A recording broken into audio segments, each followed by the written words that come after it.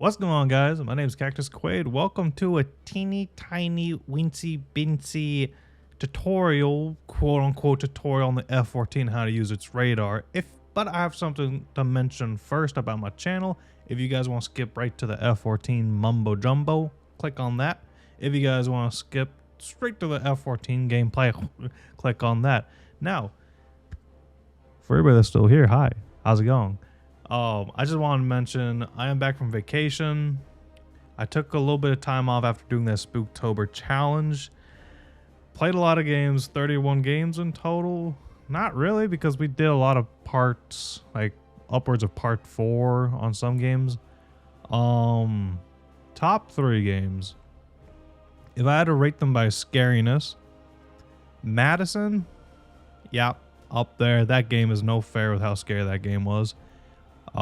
Psych was also really good, and so was Scorn, but also FNAF 4, the one where there's nightmares and all that. That one was really scary. By story, Psych was up there. Psych would have to be number 1, and I know there's a lot of games I am not prepared. I didn't have a list ready, but I might do that later. Let me know if you guys want to see that. And also a little special thing. So whenever I would mess around with YouTube, I would, or whenever I would edit or upload, I would burn a candle. So I have 1, a 2, and a 3 candles burnt for this year's Spooktober. And I have another one, I promise. I threw it away though. I just thought about this whole candle idea just recently, about like keeping them and showing just, I don't know, just how long it took. You know, every single candle burnt. These candles last what, like 20 hours, 30 hours a piece maybe. So yeah, burnt through 3 plus 1 candles. You guys do the math. It was Spooktober stuff. Definitely a once a year thing. Very fun. And alright, you guys, I want to skip straight to the F-14 mumbo jumbo just to give some background on it. This is my flight record. I have had, what's that?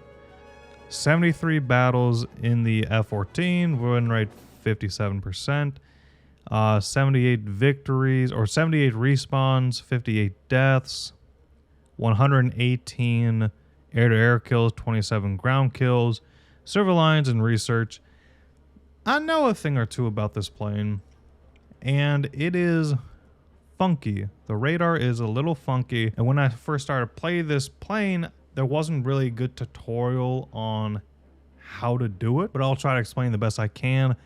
I can't give you specifications or technicalities because a video game doesn't really adhere to any technicalities per se, but I'll give you my recommendations on what you guys should bring out for the F-14. This is on PC. My numpad has all my radar select keys. So yeah, let's try it out. And for my loadout, what I prefer, I carry 4 Phoenix missiles, 2 Dogfight Sparrows, and AIM-9H. AIM-9G and H's are pretty much the same on 45 minutes of fuel.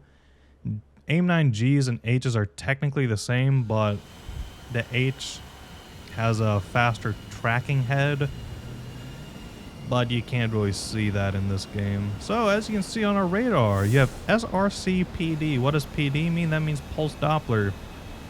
If you're one of the people that just bought their way or grinded their way to the F-14, I do not blame you for not knowing what PD means, because on the previous Phantom before this plane, PD was a big eye-opener on just how good it was on that plane. Pulse Doppler, it is different from the search. See on the radar, it's just search. Search is your typical thing, but you see we look towards the ground, all that fuzzy stuff, that's called ground clutter.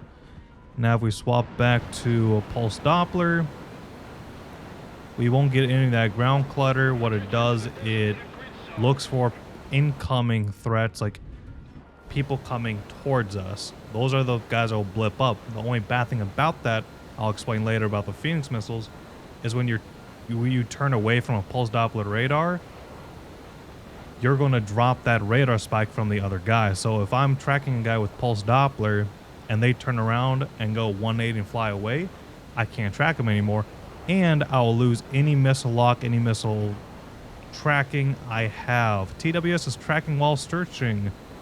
I like to keep it at this because it's 40 degrees by 6 degrees. And as you can see, oh, look at that. Well, I'm going to swap to my Phoenix missiles, go lock, and I don't have to lock on.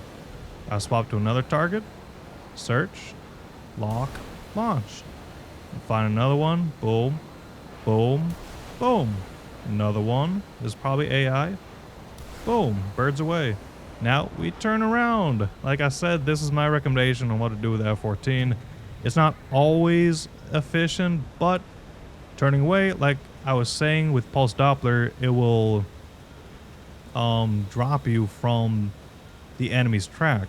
The Phoenix missile, after it leaves your rails and once it finds a target to go after, the Phoenix missile has, correct me if I'm wrong, but the Phoenix missile has a built-in pulse Doppler mode, kind of, and it'll track you. That's why if you are if you see a Phoenix missile coming after you, and you're like, well, what the heck? Why can't I?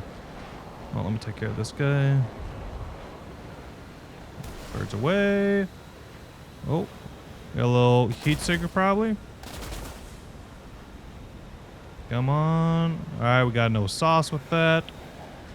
Air brakes.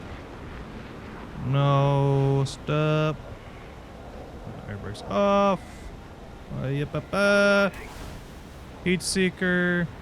Got somebody over here. Oh Lord, this is no bueno. See if we can cheese that. I think we got somebody. That F-14 is looking a little, he's licking his lips a little bit. I'm scared. Oh no, stay away now. It's always a random missile. Oh, it looks like it punched me. Okay, so I know that was going really fast. I will get into another game and kind of re-explain it, but a little better, kind of. I'll try. Well, la-di-da-di.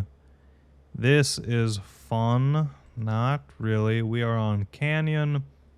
This is one of the bigger maps, so full tank of fuel.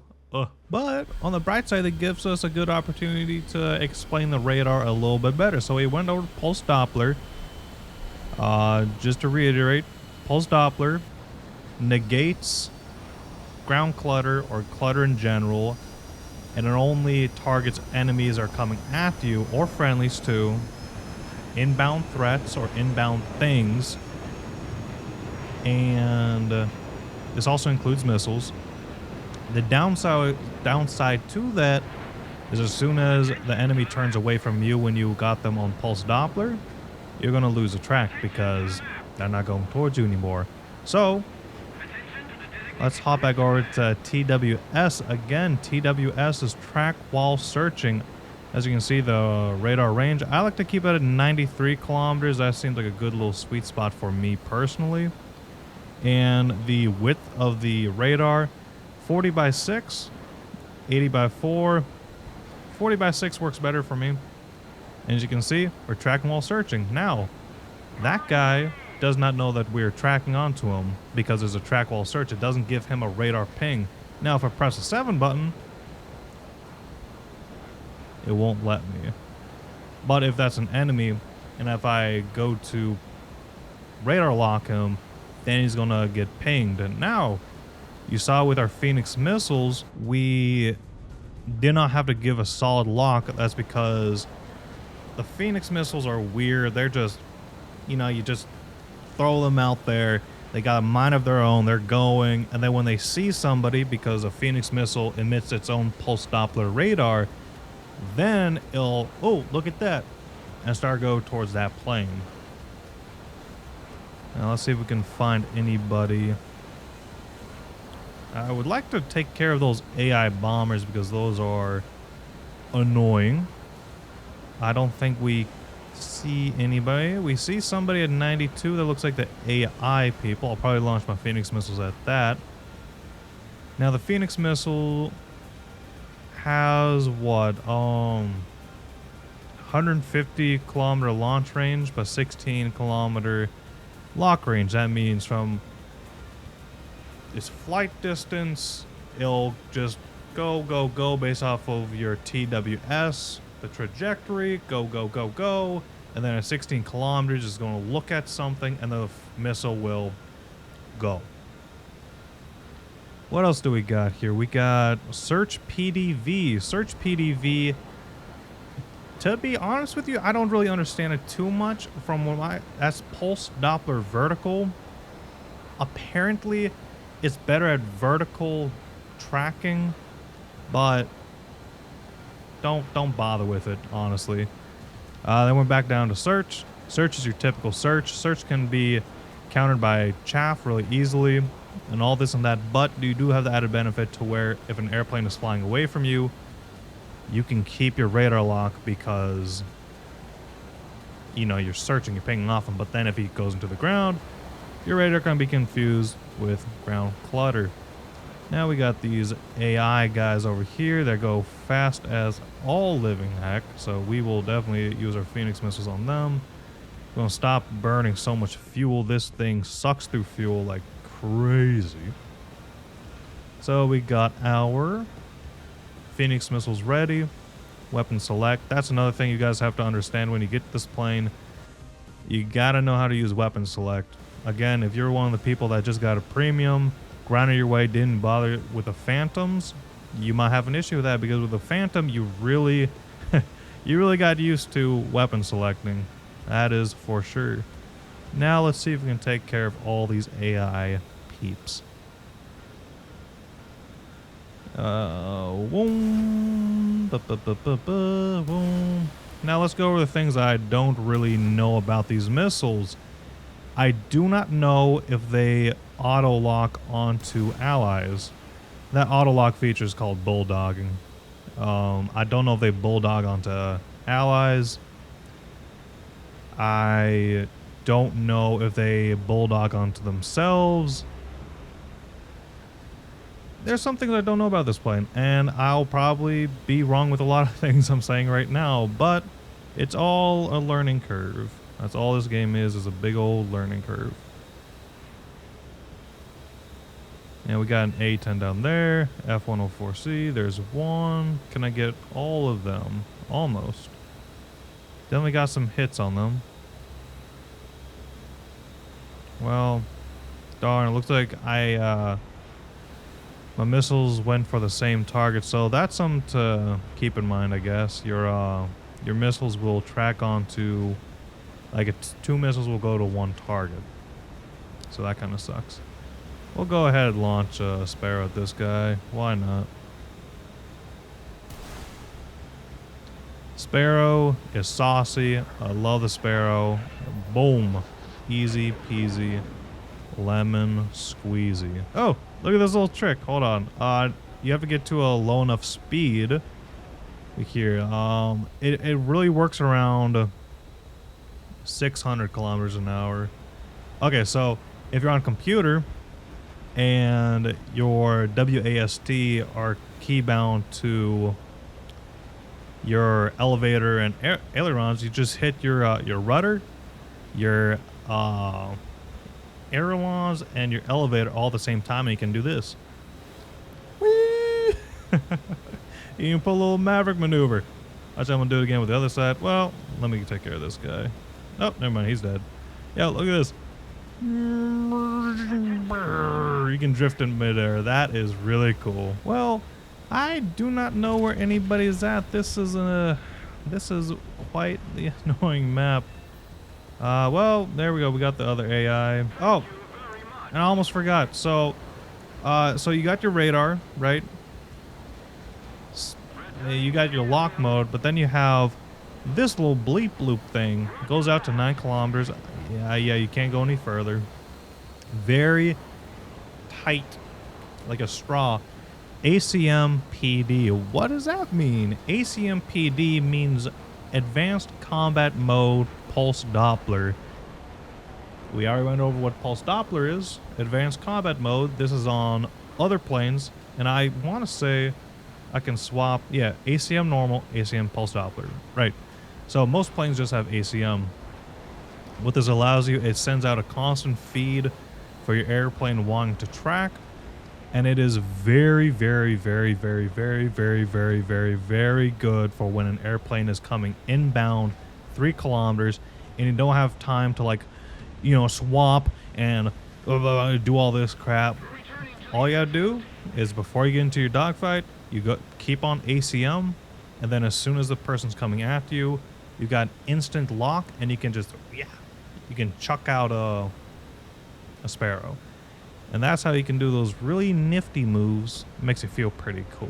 Well, guys, I really hope that helped out. I know me personally, I'm really bad at explaining things, but hopefully some of you guys were picking up what I was putting down. I know there's not really a lot of good, well, there's a lot of good tutorials on YouTube, but I haven't been able to find one myself. So, hey, here's one for all y'all. So, yeah, thank you guys so much for watching. I'll see you next time. Bye.